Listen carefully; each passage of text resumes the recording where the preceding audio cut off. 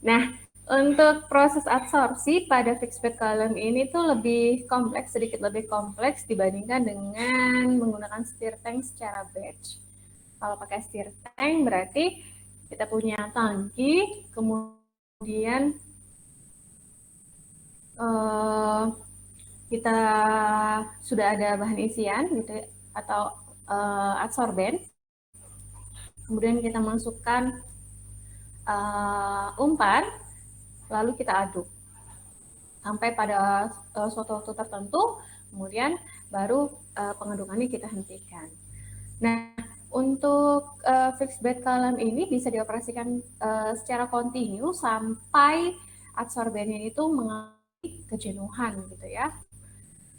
Sehingga pada proses ini agak sedikit complicated memang karena perpindahan massa di sini antara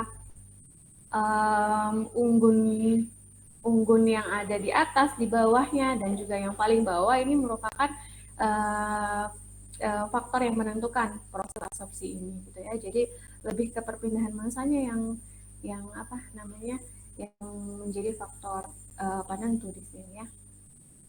Oke, kita lihat lagi. Nah, pada proses absorpsi ini fluida, jadi kita punya fluid di sini bisa gas, bisa cair gitu ya, akan mengalir dengan kecepatan yang konstan, akan mengalir dari atas ya, dari atas biasanya fluidanya gitu ya. Kemudian akan masuk ke dalam kolomnya, di mana dalam kolom ini sudah ada bahan isiannya gitu ya, atau sudah ada unggunnya, sehingga disebut dengan kolom unggun tetap. Nah, kemudian si umpan tadi ini kan punya kandungan solut ya, punya kandungan solut. Di sini ada kandungan solut atau adsorbat yang mau kita jerap gitu ya.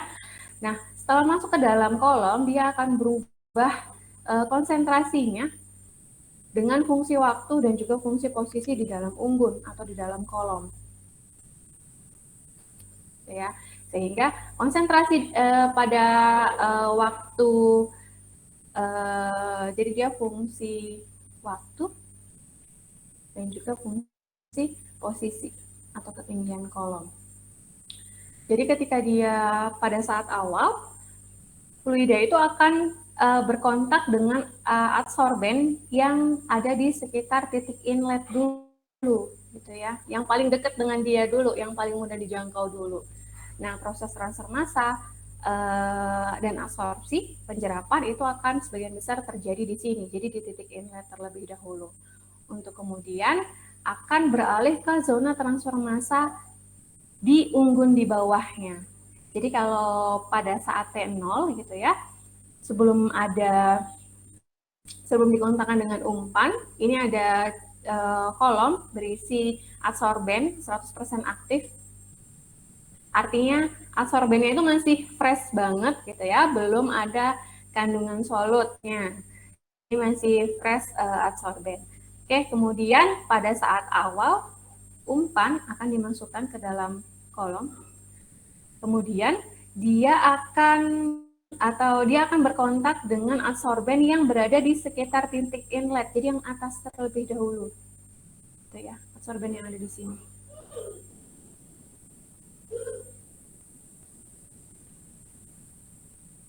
Oke, adsorben yang ada di sini. Oke, yang biru gimana? Yang biru belum. Yang biru masih berisi adsorben yang fresh gitu ya, karena proses absorpsi tadi masih berlangsung di adsorben yang ada di titik inlet terlebih dahulu, gitu ya. Nah, kemudian adsorben yang di sini itu akan mengalami kejenuhan, gitu ya. Setelah dia jenuh, baru kemudian proses absorpsi akan terjadi pada zona transfer massa yang berada di unggun bawahnya, gitu ya. Kalau dalam hal ini berarti di sini. Oke, beralih ke sini, ya. Oke, di sini udah penuh. Kemudian ke unggun bawahnya, sehingga nanti ini juga akan jenuh. Kalau yang sini sudah jenuh, bagaimana? Akan beralih ke zona transfer massa di bawahnya lagi, akan semakin turun lagi, gitu ya. Berarti di sini.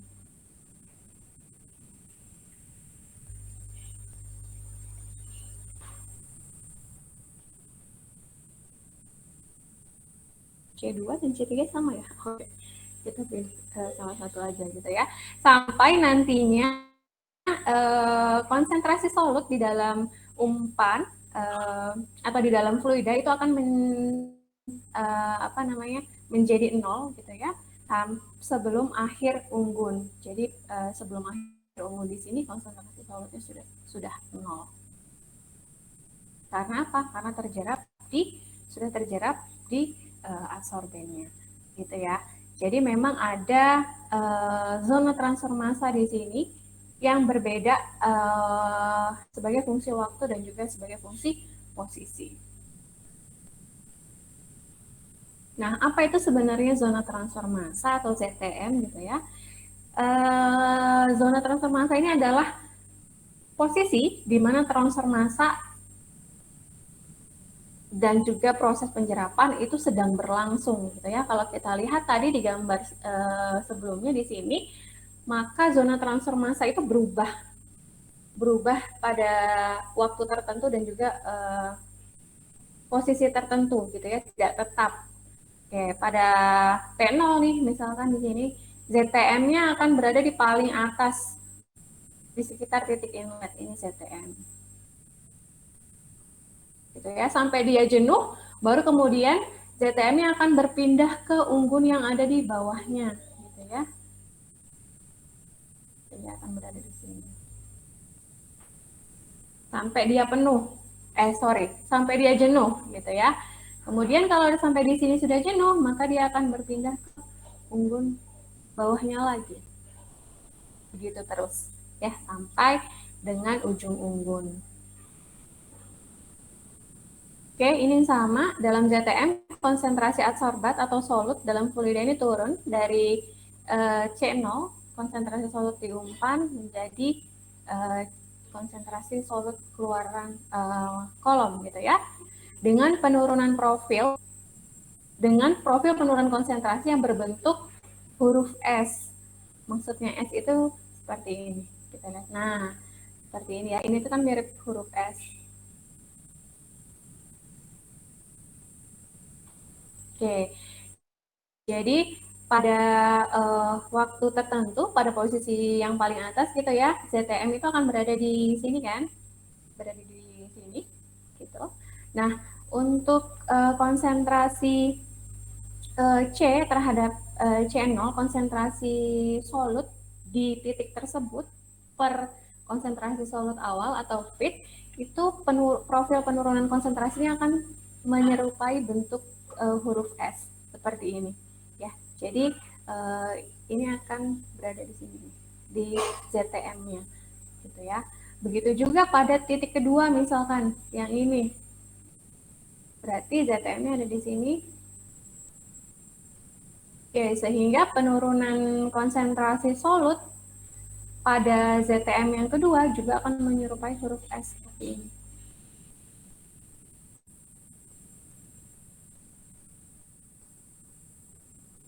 Begitu juga dengan pada titik ketiga dan juga titik keempat. Gitu ya. Nah, jika laju transfer massa berlangsung cepat, tak terhingga, maka ZTM-nya itu tipis sekali gitu ya, atau bisa hampir sama dengan 0 gitu. Tapi pada umumnya ZTM akan berkisar ketebalannya itu adalah 0,6 sampai 6 feet. Sehingga fluida akan berada di zona ini selama sekitar setengah sampai 2 detik. Cepat ya, cepat sekali. Gitu. Nah, untuk memaksimalkan kapasitas bed, biasanya ZTM itu harus setipis mungkin karena zona ini akan mengabsorb 50% dari adsorbat di dalam umpan gitu ya. Tapi pada bed yang tinggi dan juga diameternya kecil akan mengurangi persentase bed dalam ZTM. Nah, dan ukuran partikel adsorben yang kecil ini akan meningkatkan efektivitas bed. Tapi ada kerugiannya di sini. Keduanya itu akan meningkatkan pressure drop, di mana pressure drop itu adalah suatu kerugian ya, kerugian yang disebabkan karena adanya penurunan atau kehilangan tekanan, dan itu tidak diinginkan gitu ya, karena berupa kerugian. Siapa sih yang mau rugi gitu ya, sehingga tidak bisa kita buat dengan apa namanya ukuran absorben yang kecil sekali.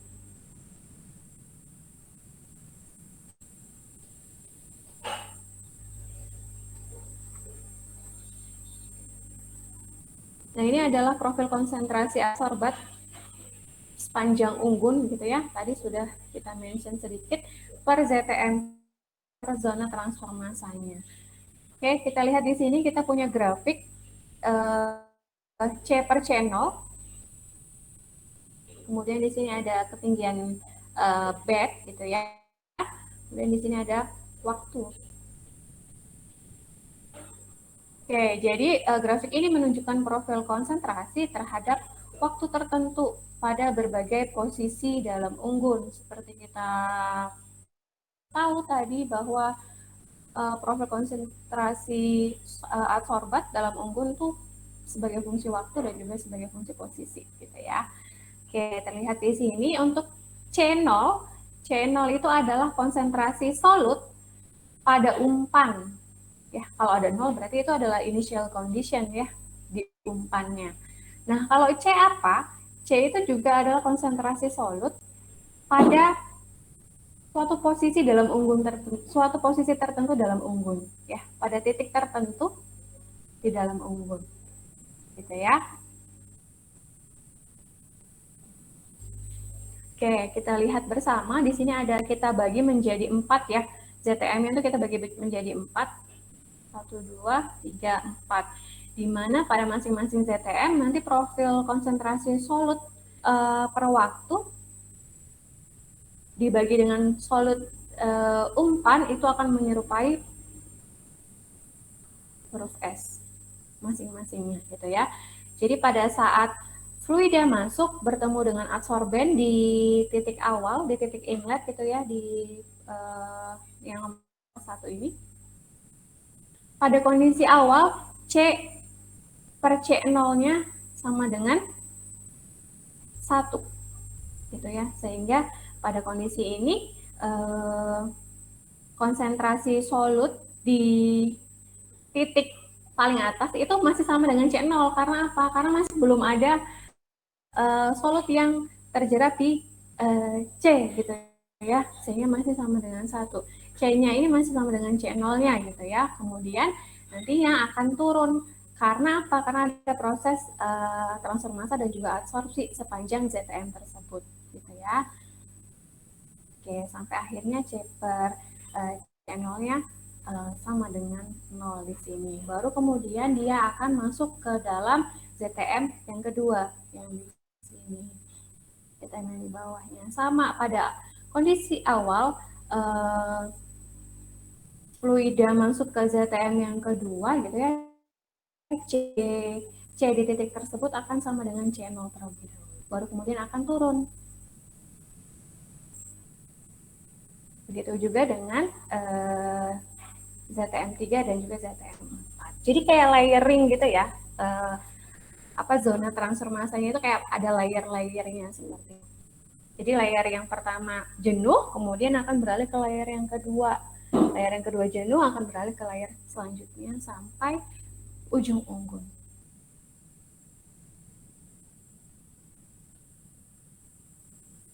Nah, karena kita pakai media penjeratnya ini adalah adsorben gitu ya, sehingga akan ada suatu kondisi, akan ada suatu titik di mana adsorben tersebut akan jenuh. Artinya dia sudah tidak memiliki kemampuan untuk menjerat solut yang ada di umpan lagi gitu ya. Karena apa? Karena porinya sudah terisi dengan pori di permukaan sudah terisi dengan solut tadi gitu ya, sehingga akan mengurangi efektivitasnya untuk menjerat atau bahkan sudah nggak punya kemampuan lagi gitu ya.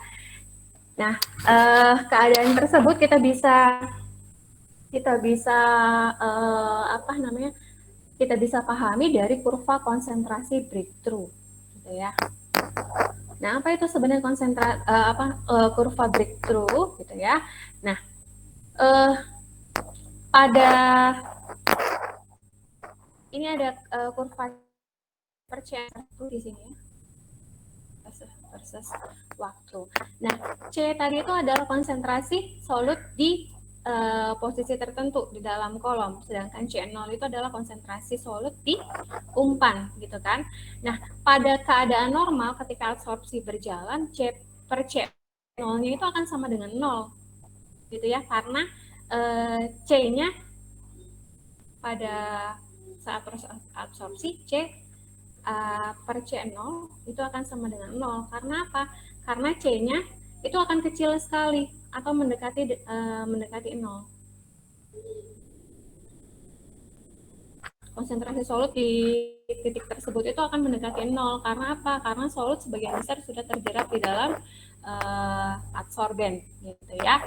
Ini titik waktu ke 0 direpresentasikan dari waktu ke 0, waktu ke 1, kedua, ketiga, sampai ke 4 di sini ya. C per C0-nya masih sama dengan 0, artinya proses absorpsi masih berlangsung dengan baik, gitu ya. Nah, sampai kemudian akan ada kenaikan C per C0-nya. Kurvanya akan mulai naik. Apa artinya? Artinya adalah konsentrasi solut pada titik tersebut itu sudah cukup besar, gitu ya, sudah cukup tinggi seperti itu. Saat T4 menuju T5, gitu ya. Nah, kondisi ini disebut dengan breakpoint. Artinya adalah adsorben itu sudah kapasitas adsorben untuk menjerap solut itu sudah berkurang, sehingga konsentrasi solut di titik tersebut itu sudah mulai naik, gitu ya, sudah mulai naik.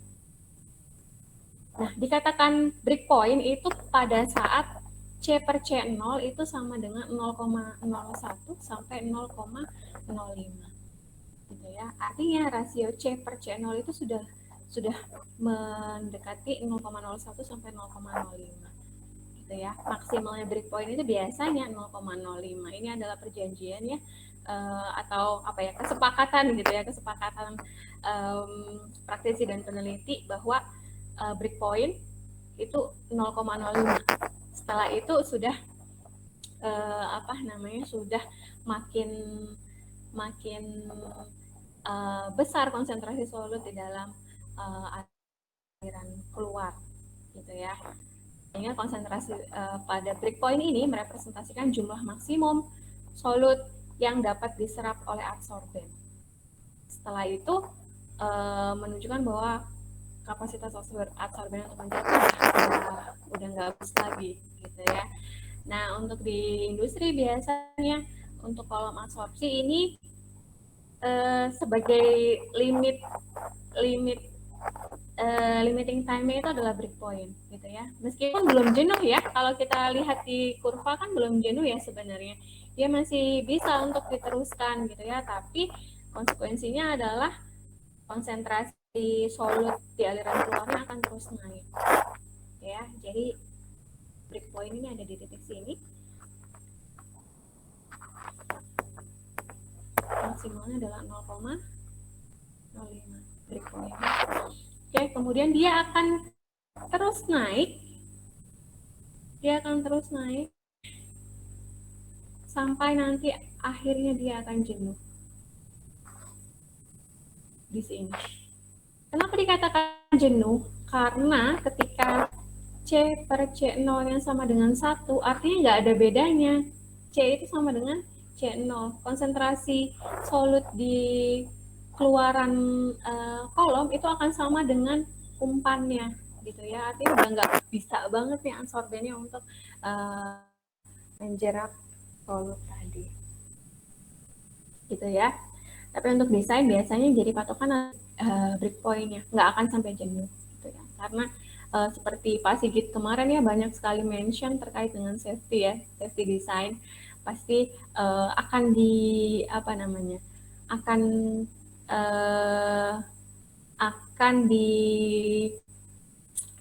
diperlebar gitu ya untuk faktor safety-nya. Apalagi kalau sudah aktual di industri, desain untuk industri, gitu ya. Jadi biasanya adsorben itu akan bisa digunakan sampai TB saja atau sampai breakpoint saja, waktu breakpoint saja. Nggak boleh sampai jenuh gitu ya. Karena apa? Karena keluaran ketika sudah ada di CB menuju CD berarti kan keluarannya sudah out of range, out of spec ya. Solutnya udah tinggi gitu ya, sudah mulai di luar spek yang diinginkan.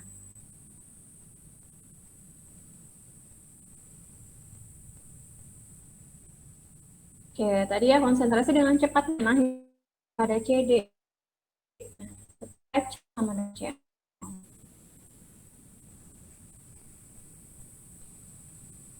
Oke, absorpsi setelah breakpoint akan dengan cepat mencapai titik C per C0 sama dengan 0,5, kemudian melambat hingga C per C0 sama dengan 1. Oke, kemudian transfer massa akan berlangsung dengan cepat sampai dia 0,05 di sini.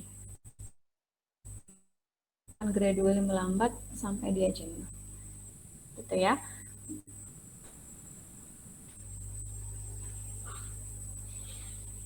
Nah, ini tadi adalah kurva breakthrough-nya gitu ya. Jadi untuk sumbu vertikal itu akan merepresentasikan konsentrasi solut dibagi dengan konsentrasi solut pada umum. Oke, pada proses absorpsi, pada proses normal, maka C per CF-nya atau C per C0-nya gitu ya akan berada mendekati titik 0 sampai nanti akan sedikit naik, mulai naik sampai 0,05, ini adalah batas breakpoint gitu ya. Kemudian akan secara progresif dia akan naik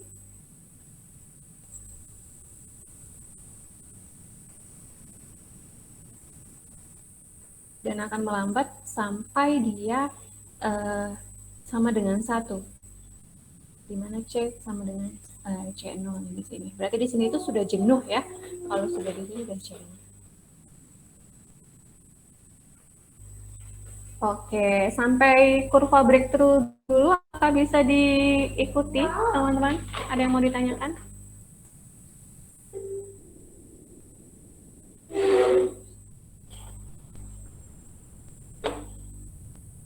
Masih bisa diikuti? Bisa, Bu. Saya. Bisa, Ibu. Oke, ya sayang, bentar ya. Iya.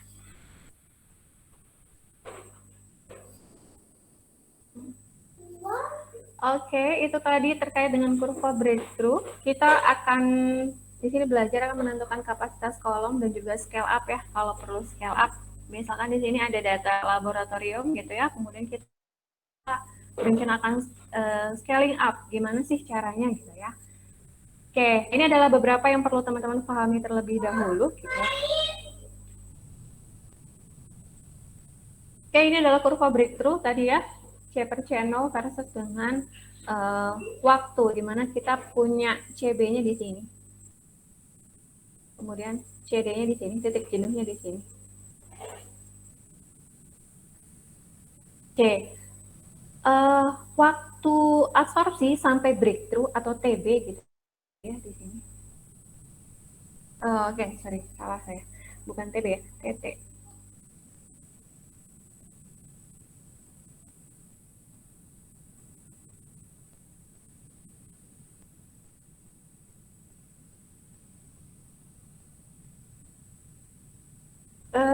Waktu proses absorpsi sampai TB dan juga sampai jenuh gitu ya, itu akan merepresentasikan kapasitas stoikiometris total adsorben gitu ya, atau kemampuan adsorben dalam menjerap solut sampai dia jenuh ya. Berarti yang kita jadikan patokan adalah yang sampai jenuh ya, titik jenuh gitu ya. Nah, itu adalah kapasitas adsorben untuk menjerap, itu kapasitas total sampai jenuh gitu ya. Nah, sehingga kita bisa ketahui waktu waktu yang dibutuhkan absorben sampai jenuh itu adalah persamaan diferensial di sini 1 per C0 kali dt dengan batas bawah 0 pada titik 0 sampai tak hingga gitu ya. Sampai tak hingga itu artinya sampai seterusnya gitu ya, tapi sampai jenuh tapi tetap dilanjutin aja sampai tidak waktu yang tidak terhingga gitu. Nah, ini itu akan ekuivalen atau akan bisa merepresentasikan kapasitas stoikiometris total dari adsorben. Caranya seperti apa? Kalau misalkan teman-teman mau atau bisa menyelesaikan persamaan matematis ini, itu akan lebih baik atau itu lebih sesuai gitu ya. Namun untuk simplifikasi kita bisa mengetahui kapasitas stoikiometris total adsorben ini dari luas daerah di atas kurva. Gitu ya. Jadi kita tidak menyelesaikan persamaan matematis ini, tapi kita bisa menghitung luas daerah di atas kurvanya. Gitu ya. Nah, kalau kita lihat di sini, luas daerah di atas kurva artinya yang diarsir ya. Yang diarsir, kalau yang bagian bawah tidak gitu ya. Yang diarsir saja yang berada di atas garis kurva gitu ya. Ini kalau misalkan teman-teman hitung luasnya, seperti apa caranya? Ada yang punya ide?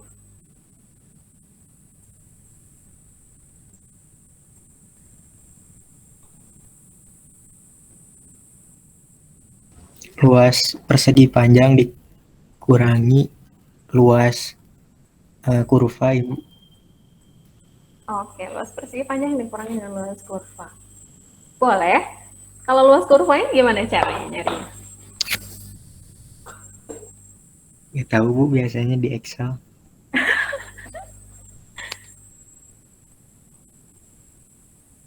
Mungkin pakai luas trapesium. Jadi kayak kita ngambil titik-titik gitu. Oke. Mudahnya, untuk yang paling mudahnya ya, teman-teman bisa pakai meskipun pendekatannya lumayan kasar ya, tapi sebenarnya sudah bisa digunakan, maksudnya secara komprehensif sudah bisa digunakan. Kita bagi dua dulu, mudahnya gitu ya. Kita bagi dua terlebih dahulu.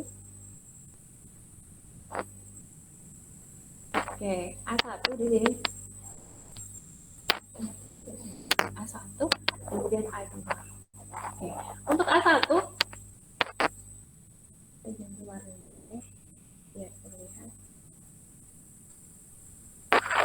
Oke, ini adalah A1, ini A2.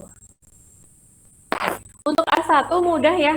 Kira-kira teman-teman bisa pakai rumus luas apa di sini? Persegi. Persegi panjang mungkin ya, lebih ininya ya, lebih tepatnya ya. Oke, persegi panjang boleh. Meskipun di sini ada sedikit coelan di sini. Oke, tapi nggak apa-apa, pakai persegi panjang nggak apa-apa. Oke, kemudian untuk A2, teman-teman bisa pakai segitiga, tapi ini kasar juga ya. Jadi kita tarik garis miring dari titik jenuh ke titik breakpoint. Oh, sorry.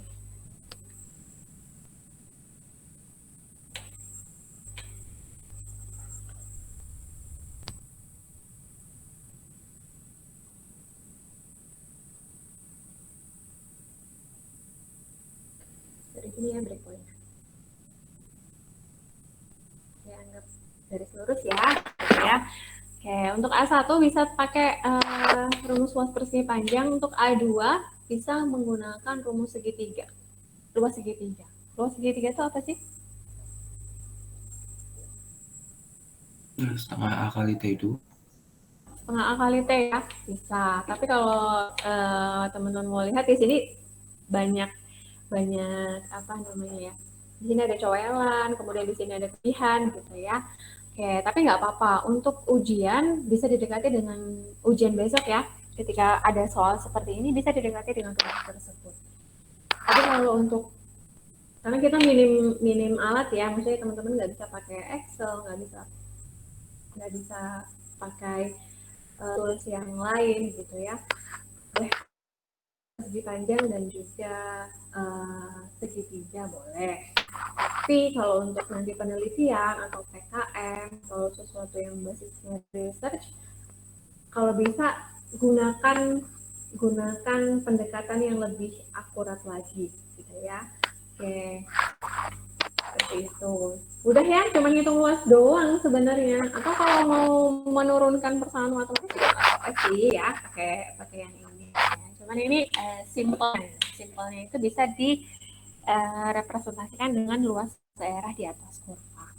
Gitu. Atau kalau misalkan mau agak sedikit lebih teliti lagi, teman-teman bisa pakai kombinasi rumus segitiga dan juga jajar genjang.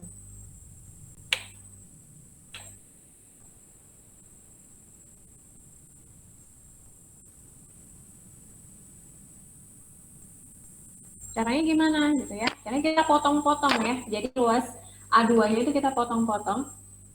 Misalnya kita potong terlebih dahulu gitu ya. Ini kita bisa pakai segitiga. Kemudian kita potong lagi. Ini 1, kemudian ini 2. Oke, ini 3, ini 4. Oke, jadi bisa pakai rumus segitiga ditambah jajar genjang 2, jajar genjang 3, dan juga jajar genjang 4. Tapi terserah teman-teman saja mau pakai yang mana. Sesuaikan dengan waktu pekerjaan soal waktu nanti ya. Kalau misalkan memungkinkan hanya pakai segitiga ya nggak apa-apa. Kita bisa didekati dengan segitiga. Meskipun itu menurut saya sih agak cukup kasar ya. Boleh, bebas saja mau pakai apa. Yang penting luas daerah di atas kurvanya terhitung. Gitu. Oke, gitu ya, mudah ya.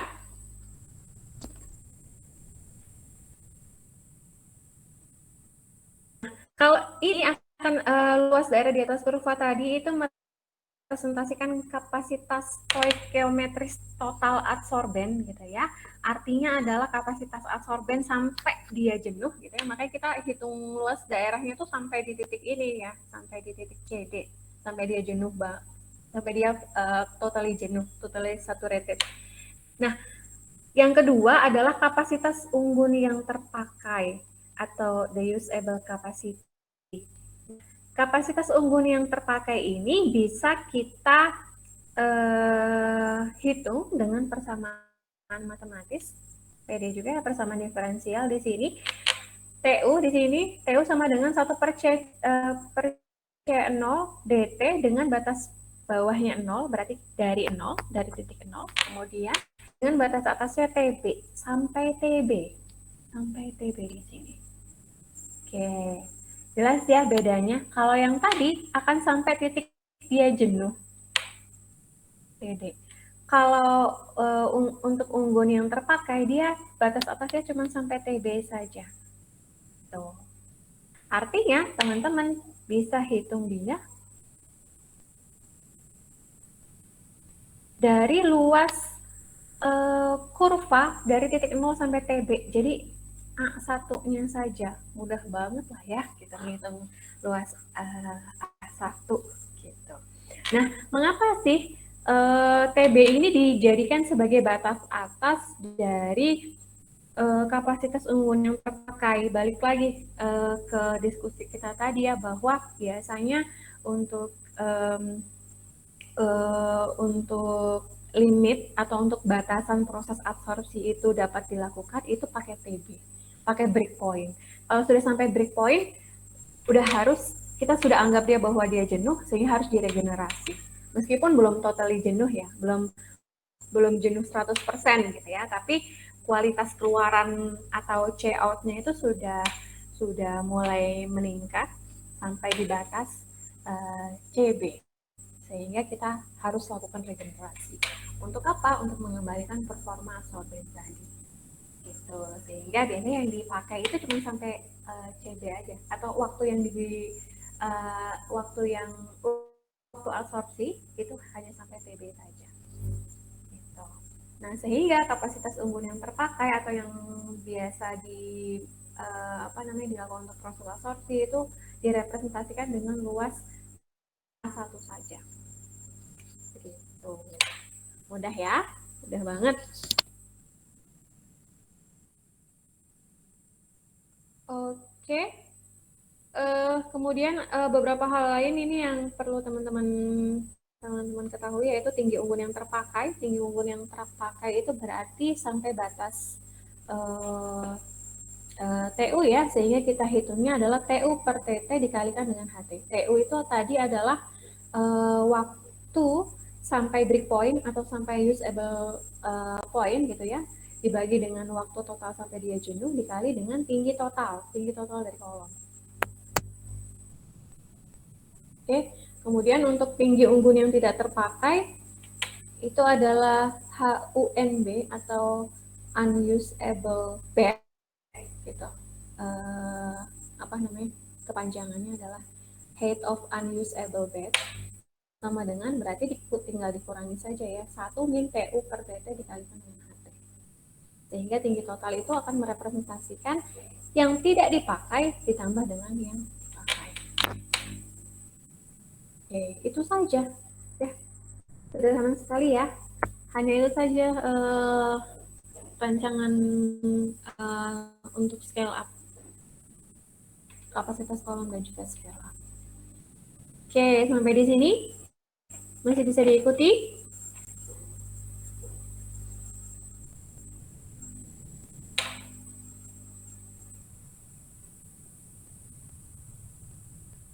Untuk menghitung TU dan TT tadi, bisa ya?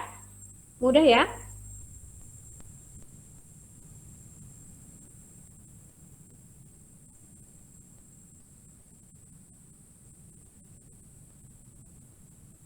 Gimana teman-teman? Mudah? Bisa diikuti?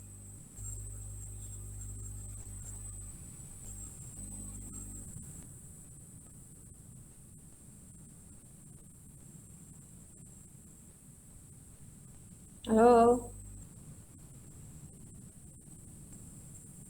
Halo Ibu. Bisa ya? Cerna dulu Bu. Oh, dicerna dulu. Iya Bu, masih bengong-bengong dikit Bu. Oke. Oke, supaya nggak bengong kita lihat contoh soal deh, supaya ini aplikasinya gimana sih gitu ya. Kalau di kasus seperti apa gitu ya. Oke, ini ada contoh soal jangan jangan lihat dulu soalnya, ini soalnya panjang dan ABC sampai E banyak banget gitu ya yang harus dicari gitu ya. Tapi coba kita pahami pelan-pelan. Tidak sesulit itu kalau teman-teman coba gitu ya. Oke, di sini ada limbah udara mengandung alkohol. Oke, jadi biasanya untuk suatu proses di industri tertentu gitu ya, di mana limbah udara masih mengandung alkohol, ini nggak boleh langsung dirilis ke lingkungan gitu ya, karena ada baku mutu yang harus dipenuhi, sehingga adsorpsi ini memang banyak digunakan sebagai salah satu teknologi gitu ya yang diaplikasikan untuk mengendalikan pencemaran udara untuk industri gitu ya. Oke, jadi di sini ada limbah udara, ada kandungan alkohol di situ, masih di atas baku mutu, sehingga diabsorb dengan absorben karbon aktif ya, pakai karbon aktif. Dengan kolom unggun tetap pastinya ya, fixed bed column di sini. Oke, di mana kolomnya itu diameternya adalah 4 cm, tingginya 14 cm. Oke. Dengan menggunakan massa karbon aktifnya 79,2 gram. Kemudian diketahui bahwa konsentrasi polutan dalam gas masuk, ini C0 maksudnya, bukan CO ya, C0 itu adalah 600 ppm, kemudian laju alirnya sekian, massa jenisnya sekian, kemudian ditetapkan bahwa konsentrasi breakpoint-nya ya, itu adalah 0,01. Oke ya, tadi kita punya range bahwa C per C0 pada titik breakpoint itu adalah 0,01 sampai 0,05 ya. Oke, dia pakainya 0,01. Pokoknya bedanya adalah 0,01. Setelah itu harus diregenerasi gitu ya. Jadi memang ini punya standar yang berbeda-beda terkait dengan breakpoint ini. Ya, tapi maksimalnya adalah 0,05. Oke, kemudian tentukan waktu breakpoint. Kemudian fraksi kapasitas absorben yang digunakan hingga breakpoint, tinggi unggun absorben yang tidak terpakai. Waktu breakpoint tadi berarti adalah TB. Fraksi kapasitas absorben yang digunakan hingga breakpoint berarti adalah TU per TB. Oke, kemudian tinggi unggun absorben tak terpakai berarti tadi adalah H apa? Ada yang ingat yang tidak terpakai? HUNB. HUNB ya. Kemudian kapasitas karbon hingga jenuh. Hingga jenuh di sini berarti dia pengen tahu berapa sih berat atau saya pakai kilogram ini. Oh, gram begini. Gram alkohol yang mampu diserap oleh 1 gram karbon aktif. Dia pengen tahu berapa sih berat alkohol yang mampu diserap per 1 gram karbon aktif. Oke, kemudian yang E, jika waktu yang diperlukan untuk mencapai breakpoint suatu kolom baru adalah 6 jam, berapa tinggi total kolom baru yang dibutuhkan? Oke, jadi dia mau scale up nih, pengennya breakpoint itu atau waktu breakpoint itu akan tercapai setelah 6 jam. Jadi TB ini sama dengan 6 jam. Kita disuruh ngitung kalau kita mau scale up ya, berapa berarti tinggi total kolom baru yang diperlukan. Katanya berapa? Itu intinya. Oke, kita lihat satu-satu ya. Oke, ini adalah data breakthrough ya, data breakthrough-nya. Di sini sudah dalam C per C0 gitu ya. Biasanya kalau di soal itu diketahui di tabel itu C-nya saja. Gitu ya. Di tabel itu ada data C saja gitu sehingga teman-teman harus ubah dulu dalam bentuk C per C0. Kan C0-nya sudah diketahui. Kemudian di dalam data yang di tabel C-nya diketahui. Sehingga untuk plotting grafik karena di sini butuhnya C per C0 sehingga teman-teman harus ubah dulu dalam bentuk C per C0. Ya, jadi dilihat dulu soalnya ya, apakah sudah dalam bentuk C per C0 atau masih dalam C. Masih dalam C saja gitu ya. Karena biasanya datanya itu dalam bentuk waktu kemudian dalam bentuk konsentrasi keluar gitu ya. Nah, kalau punya data seperti ini, jangan langsung diplotting C-nya ya, tapi teman-teman harus sesuaikan dengan grafiknya. Butuhnya C per C0, berarti ubah dulu dalam C per C0. Kan sudah punya data C0, gitu ya. Tapi di sini sudah C per C0, ya udah berarti tinggal divisualisasikan saja dalam bentuk grafik. Oke, untuk yang pertama kita akan tentukan breakpoint terlebih dahulu, gitu ya. Breakpointnya tadi di state bahwa C per C0-nya itu 0,01 itu udah breakpoint, gitu ya. Sehingga kita bisa lihat nih C per C0 sama dengan 0,01. Oke, mungkin di sini ya. Di sini, sehingga kita bisa baca dari grafiknya bahwa TB-nya atau waktu breakpoint-nya adalah tarik ke bawah, berarti sekitar 3,65 jam. Gitu. Mudah kan? Mudah toh?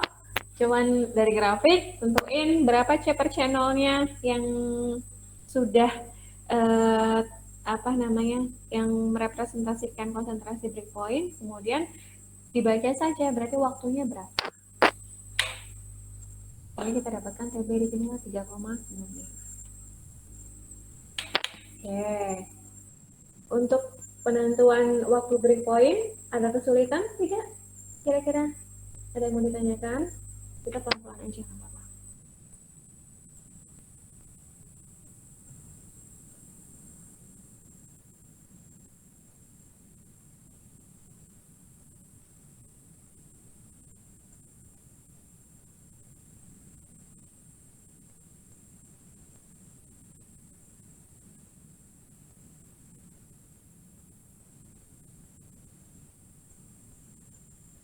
Bisa kira-kira menentukan waktu breakpointnya?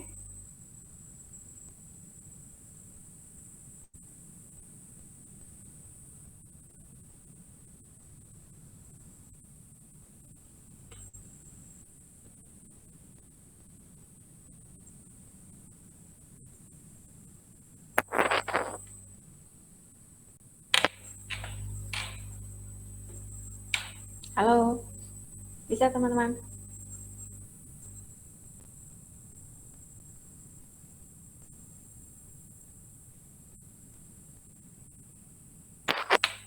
Ini ada yang nyautin, bisa nggak Diulangi, Bu. diulangin? Oke, oke ya, coba ya kita baca dulu. Kita ulangi.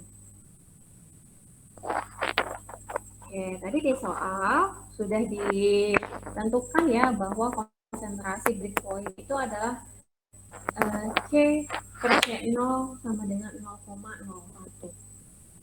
Sehingga teman-teman hanya tinggal baca saja di mana letak 0,01 C per C0 sama dengan 0,01. Kan C per C0 itu ada di sumbu vertikal ya. Jadi kita baca 0,01 itu di mana sih? Oke, kita tarik garis ke kurva. Ya, berada di sini. Ya. Nah, kemudian kita sudah punya titik CB, kita bisa baca dari kurva waktunya. Waktu itu akan direpresentasikan dengan sumbu horizontal, ya kan? Sehingga kita bisa baca TB-nya. Ini 3, ini 4 gitu ya.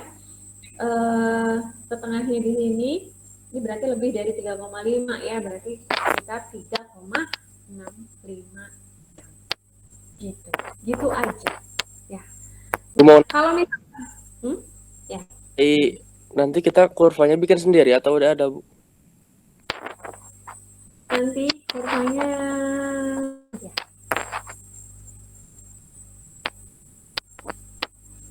Gitu ya. Nanti kurvanya disediakan. Untuk leaching juga disediakan kurvanya. Jadi Oke, begitu. Kalau misalkan saya mau saya menentukan CB-nya atau konsentrasi breakpoint C per C0-nya 0,2 gitu ya, tapi nggak mungkin ya karena batas atasnya adalah 0,05.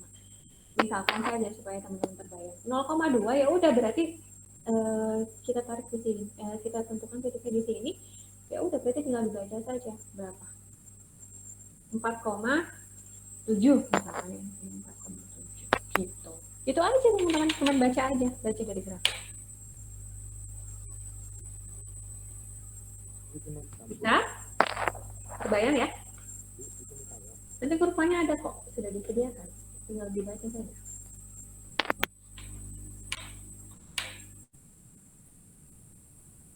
Oke, bisa dilanjutkan?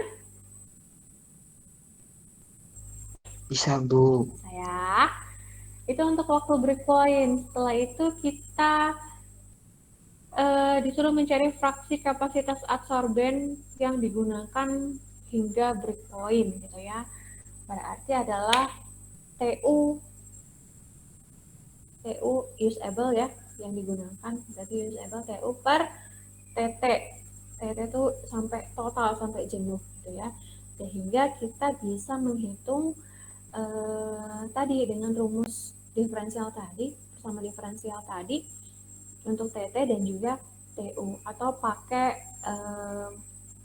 menghitung luas di atas kurva juga boleh gitu ya. Oke, untuk TT, untuk total berarti teman-teman hitung luas daerah di atas kurva, berarti yang tadi ya, A1 di sini, A2 di sini. Silahkan gimana caranya bisa menghitung luas daerah yang diarsir gitu ya.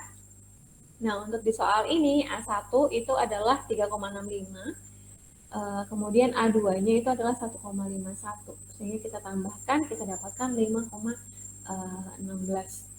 Ya, karena ini merepresentasikan waktu, jadi disatuin 2 jam. Oke, kemudian totalnya 5,16. Yang digunakan berapa gitu ya? Yang digunakan sampai mana sih? Sampai breakpoint saja gitu ya. Berarti kita bagi di sini. Kita hanya menghitung A1-nya aja gitu ya. A1 itu tadi di sini 3,65 gitu ya. Jadi kita dapatkan TU-nya adalah 3,65. Jadi berapa fraksi kapasitas adsorben yang bisa digunakan dibandingkan dengan kapasitas totalnya gitu ya. Jadi kita tinggal menghitung saja TU 3,65, TT-nya 5,16, sehingga fraksinya yang digunakan adalah 0,707 atau sekitar 70,7%. Gitu. Oke, di sini ada yang mau ditanyakan? Mudah kan?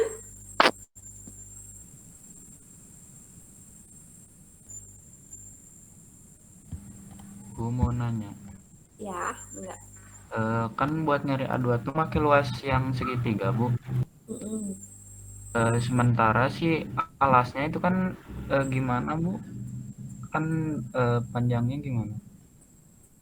Oke. Oke. Oke, kita coba ya. Jadi ini segitiga, meskipun nggak segitiga sih, segitiga banget. Oke, berarti alasnya yang mana?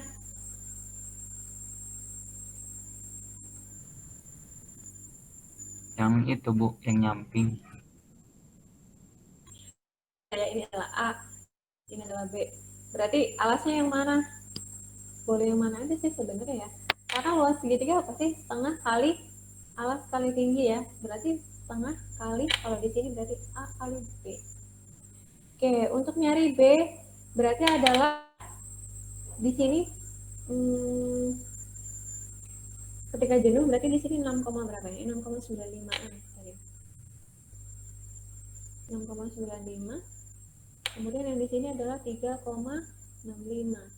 Berarti B itu adalah B sama dengan 6,95 min 3,65. Sesimpel itu. Kemudian yang A itu berarti berapa? A itu adalah 1 kan? Karena ini dari 0 sampai 1. Sudah gitu aja kalau mau pakai segitiga.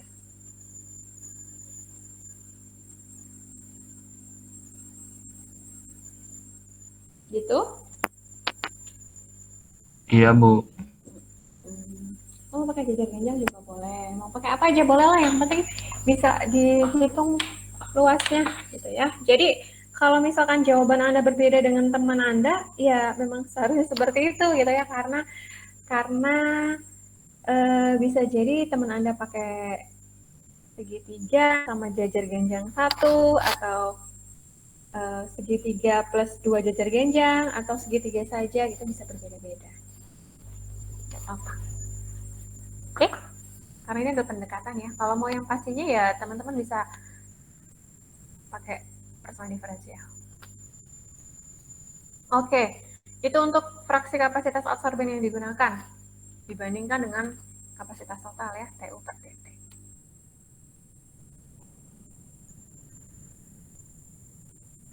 Oke, kemudian yang ketiga, yang C tadi adalah menentukan tinggi unggun yang tidak dipakai atau HUNB ya, Head of Unusable Bed. Oke ya, tadi rumusnya HUNB itu adalah 1 min TU per TT dikalikan dengan HT. Oke, TU per TT kita sudah punya, fraksi tadi itu sudah punya, HT juga sudah punya di soal. Jadi tinggal masukin saja. Semudah itu gitu ya. 1 min 0,707 dikali 14 sehingga kita dapatkan HUNB-nya adalah 4,1 cm. Oke. Nah, kalau mau menghitung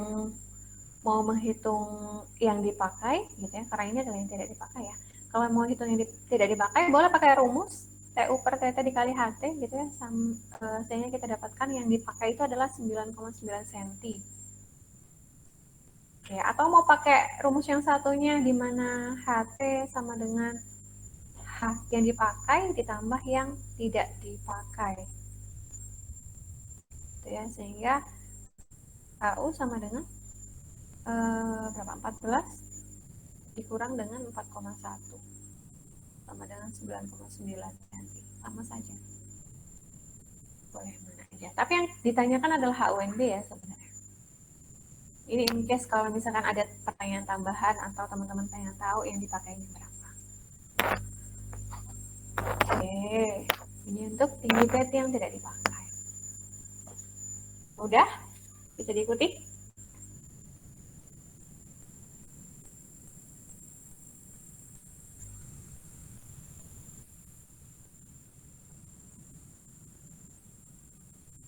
Oke, bisa dilanjutkan? Bisa, Bu. Bisa, Ya. Bu. Oke, nah kemudian yang keempat tadi ya, pertanyaan yang D itu adalah menghitung kapasitas kejenuhan adsorben. Ya, artinya adalah kapasitas sampai adsorben itu tuh jenuh. Kita tuh pengen tahu kalau dia sampai jenuh banget itu berapa sih massa alkohol yang mampu diserap gitu ya. Oke. Nah, kita punya tergantung data sebenarnya ya. Kita hitung dulu laju alir massa udara di sini Q gitu ya. Oke, tadi kita sudah punya laju alir umpan ya. Laju alir umpan adalah 754 cm3 per second gitu ya. Kemudian kita konversi dalam bentuk jam waktunya. Dikalikan dengan densitasnya. Densitasnya sekian. Sehingga kita dapatkan laju alir massa udara per jamnya adalah 3.122 gram. Oke, dengan laju alir massa udara atau umpan yang sekian, kita bisa menyerap menyerap alkohol totalnya, yaitu C0 dikali Q dikali TT. C0 itu adalah konsentrasi solut yang ada di umpan, tadi adalah 600 ppm, kalau saya tidak salah ya di sini.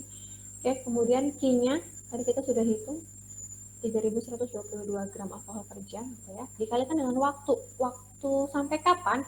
Karena jenuh sampai jenuh sehingga kita pakai hati-hati. Yang ditanyakan kapasitas adsorben sampai jenuh atau sampai break point saja gitu ya. Kalau ditanyakan sampai jenuh ya pakainya TT. Kalau yang ditanyakan kapasitas adsorben sampai break point berarti pakainya TU. Di sini dikalikannya TU, lamanya sampai TU gitu ya. Karena di sini sampai jenuh sehingga kita pakainya total time sampai dia jenuh. Oke, sehingga kita dapatkan total alkohol yang dapat teradsorb ketika kita melakukan proses absorpsi sampai jenuh, sampai adsorbennya jenuh itu adalah 9,67 gram alkohol. Tuh. Nah, kemudian kita bisa hitung kapasitas karbonnya, massa polutan yang teradsorb yang tadi yang 9,67 dibagi dengan massa karbon yang kita gunakan di soal. Diketahui bahwa kita pakai M, massa karbonnya itu adalah 79,2 gram. Gitu ya. Sehingga kita bisa hitung 9,67 per 79,2 gitu ya. Massa polutan yang teradsorb dibagi dengan massa karbon. Sehingga kita bisa dapatkan kapasitas karbonnya adalah 0,122 gram alkohol per gram karbon. Artinya karbon itu mampu mengabsorb atau menjerap 0,122 gram alkohol setiap 1 gram karbon. Begitu. Oke, jadi dicermati ya, soalnya konteksnya apa nih? Kapasitas absorben sampai apa? Sampai jenuh? Atau sampai T tertentu? Atau sampai break point? Karena nanti teman-teman akan kalikan dengan waktu ya di sini. Bergantung dengan konteks yang ditanyakan. Pakai TT karena yang ditanyain sampai jenuh.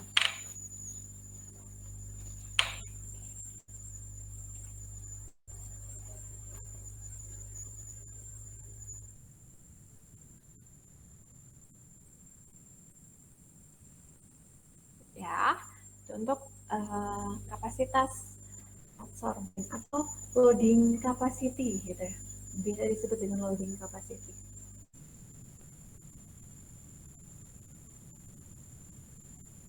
Yang D, kemudian yang terakhir ini ceritanya dia mau scale up ya. Tadi itu kan kayaknya kalau senti ya, kolomnya itu tuh senti, masih scalet gitu ya mungkin ya.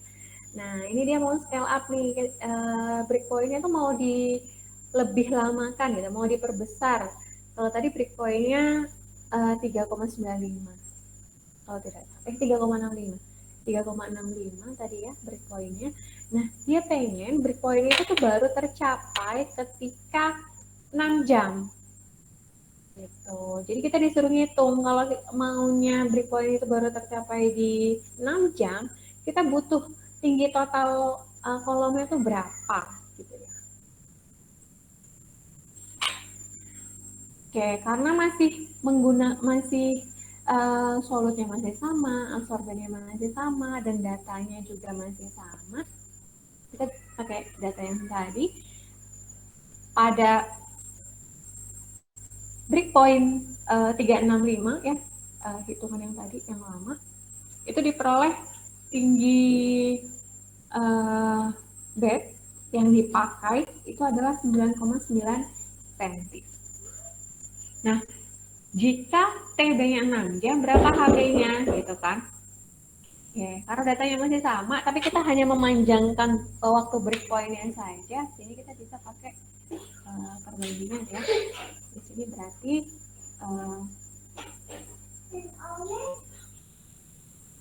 HB yang ingin diketahui, saya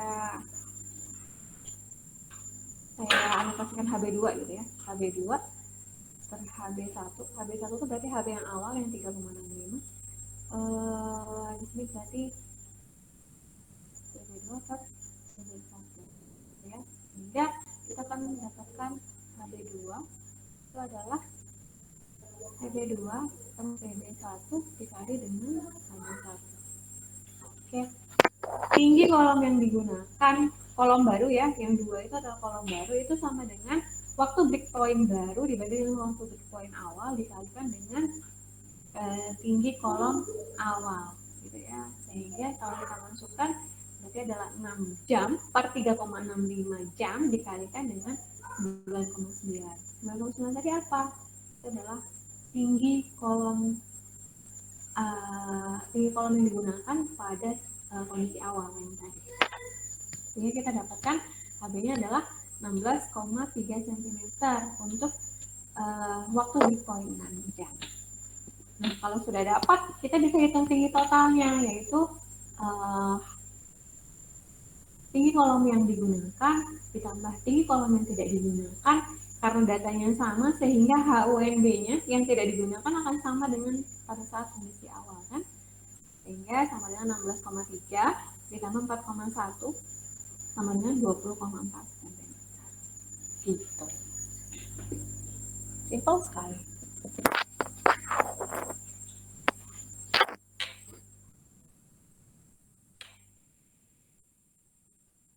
Oke, di situ jadi terjawab ya pertanyaan A sampai E.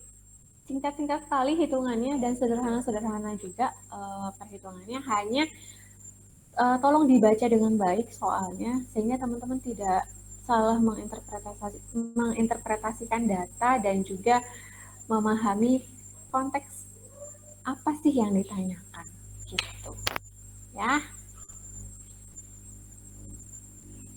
Oke, nah ini ada soal lanjutan pakai data sebelumnya gitu ya, tapi dia pengennya waktu breakpoint-nya itu adalah 8,5 jam. Jadi teman-teman disuruh menghitung HT, ya, HT dan juga fraksi TU per TT-nya, gitu ya. Jadi teman-teman hitung HT dan juga TU per TT. Ya, ini ada jawabannya di sini. Silahkan dicoba nanti untuk latihan bagaimana cara menghitungnya, gitu ya. Kemudian dicocokkan dengan kunci jawaban. Ini sudah ada kunci jawaban untuk latihan. Oke, itu adalah materi absorpsi, materi terakhir. Adakah yang masih ingin didiskusikan atau ditanyakan?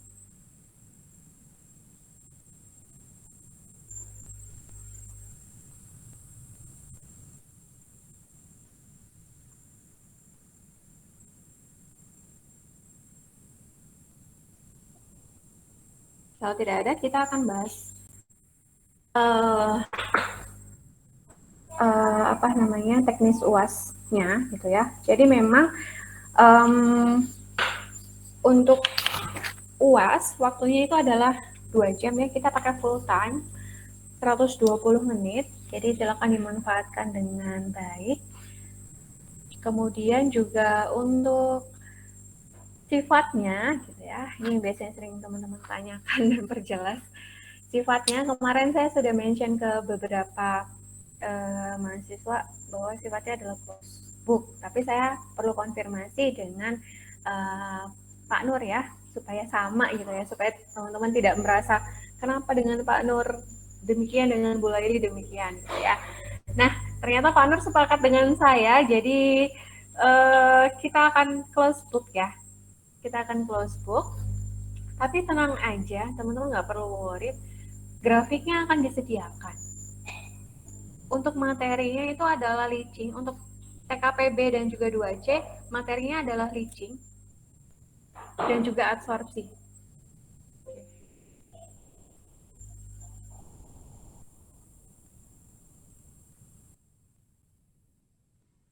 Absorpsi, Bu, bukan ekstraksi cair-cair.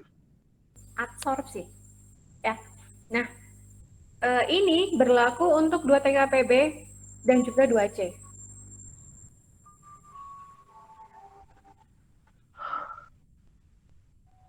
Jadi ECC nggak dimasukin dong, Bu? ECC tidak masuk ke dalam UAS. Gitu ya. Nah, ini sedikit berbeda dengan 2A dan juga 2B. Kalau 2A dan 2B, materi UAS-nya itu adalah ECC dan leaching. Gitu ya. 2A dan 2B. Yang di Amu Pak Nur itu adalah yang dimasukin ke UAS, 2 soal juga, leaching dan juga ECC, ekstraksi padat cair dan juga ekstraksi cair-cair. Nah, untuk teman-teman, 2 TKPB dan 2 TK, jangan salah ya, 2 TKPB dan 2 TK, materinya adalah absorpsi dan juga leaching. Jadi ECC nggak masuk ke dalam soal UAS. Kita sudah kuis kan untuk ECC, jadi yang untuk UAS adalah leaching dan juga absorpsi. Begitu. Saya rasa ini lebih mudah ya untuk teman-teman karena absorpsi hitungannya simple gitu ya. Kemudian juga tidak beresiko terbalik anotasi antara leaching dan juga ECC. Kemarin sepertinya teman-teman agak struggling ya untuk membedakan ini anotasinya ECC sama leaching kan agak sedikit berbeda, serupa tapi tak sama gitu ya. X dan Y-nya terbalik-balik dan lain hal gitu ya. Sehingga semoga itu lebih memudahkan lah untuk teman-teman. Ya, tapi sifatnya adalah close book ya. Saya state di sini sifatnya adalah close book. Kemudian grafik disediakan. Baik grafik Ibu, ini ya. yang soal yang tadi yang barusan diikutin nggak, Bu? Itu saya yang kalau yang sekarang diikutin rada susah juga, Bu. Soal yang absorpsi diikutin tuh. Oke, absorpsinya adalah fixed bed, bukan batch. Saya lihat di sini ya, fixed bed. Jadi adalah materi yang hari ini. untuk absorpsinya. Silakan dipelajari lebih dalam lagi, dikerjakan latihan.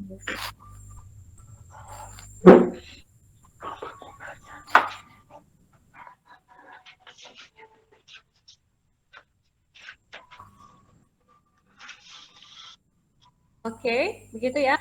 Untuk absorpsi fixed bed column ya, seperti tadi mungkin ya, mendekati gitu ya. Yang ditanyakan adalah breakpoint time, kemudian tinggi total, fraksi absorben yang dipakai, loading capacity, dan lain-lain. Untuk leaching, teman-teman itu sebenarnya pasti sudah paham ya. Ditanyakan pasti adalah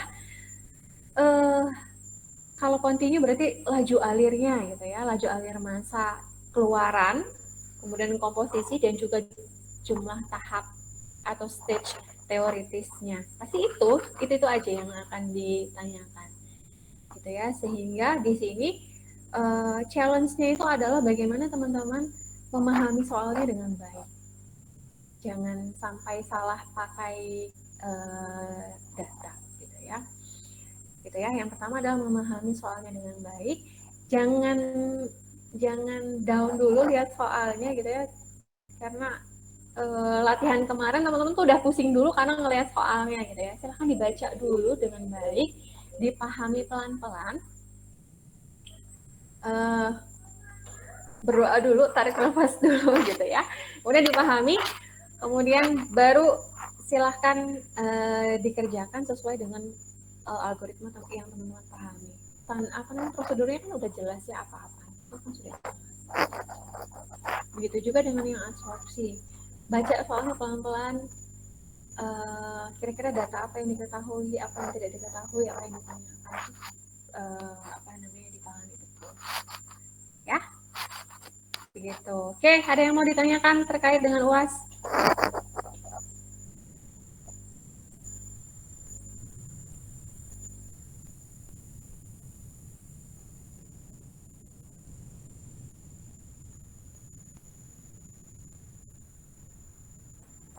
Cukup jelas untuk UASnya?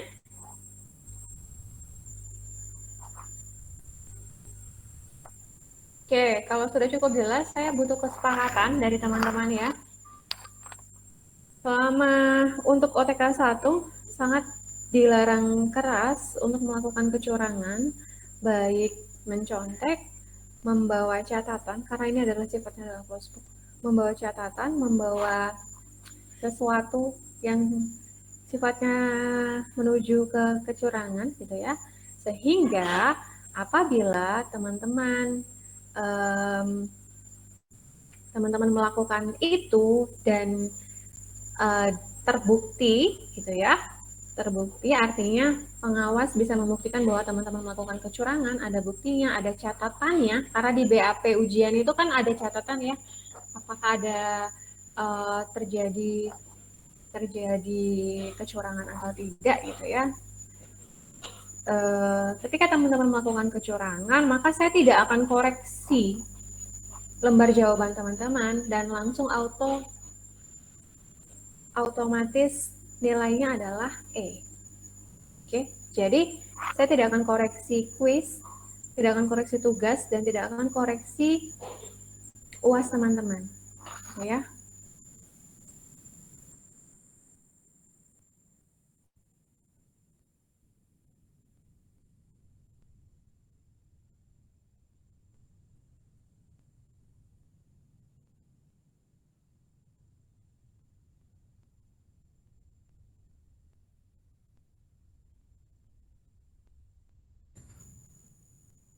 Oke, setuju?